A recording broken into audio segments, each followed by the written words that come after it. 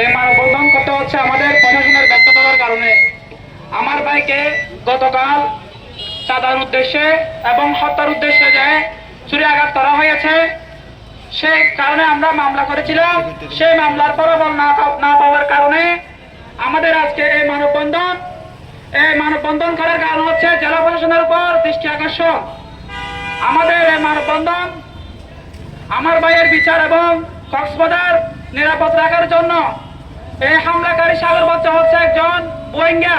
সে এই কক্সবাজারের কোনো বাসিন্দা না। সে নোয়াখালী থেকে এসে আমাদের কক্সবাজারকে অনেক বিশৃঙ্খলার মধ্যে ফেলে দিয়েছেন, যার অনেকগুলো মামলা রয়েছে, কিন্তু সে ধরাছোঁয়ার বাহিরে। প্রশাসন তাকে কিছু করতে পারতেছে না, প্রশাসন তার বিরুদ্ধে কোনো অ্যাকশন নিচ্ছে না। সেটা অনেক দুঃখজনক।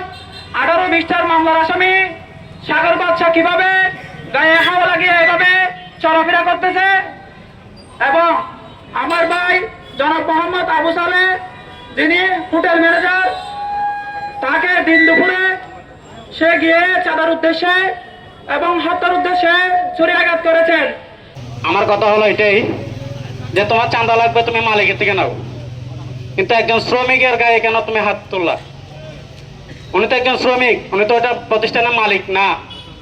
প্রতিষ্ঠানের মালিক হলে তুমি ওনার গায়ে হাত তুলতে পারতা।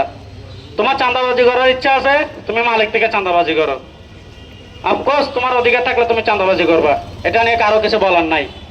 কিন্তু তুমি একজন শ্রমিকের গায়ে অনাকাঙ্ক্ষিতভাবে ছুরির আঘাতে তাকে মেরে ফেলার চেষ্টা করবা এবং কি মেরে ফেলবা, তা তো হতে পারে না।